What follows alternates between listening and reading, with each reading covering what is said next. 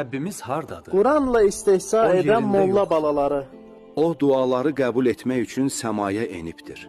Mən təbii Biri ki, də eyni fikrə düşür. Allahın bəli bizə hər zaman, hər yerdə olduğu düşüncəsindəyəm. Hər gecənin 1/3 nazil olur dünya səmasına. Onda əş boşalır və ya dünya yumrudur. Onda bu tərəfdən aşağı tapmacalar da olar. Oxşadılar məxluqa. Allahın səmada olmağının mindən çox dəlil var.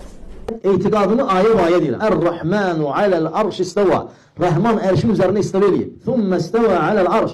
Sonra ərşə yüksəldi. Əəmintum mən fis-səma. Səmada olana inanmırsınızmı? Yaxafuna rabbahum min fawqihim.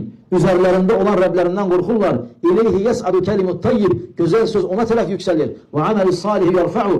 Və gözəl əməl ona tərəf qalxır. Təbii ki, qalxmaq aşağıdan yuxarı olur. Yuxarıdan aşağı yox. Hər yerdə yox. Və göy yer də 7 qatdır, göy də 7 qatdır, sonra dənizdir və dənizin üzərində ərşdir. Allah Taala buyurur ki, "Varşu aləl-mə." Ərşi suyun üzərindədir.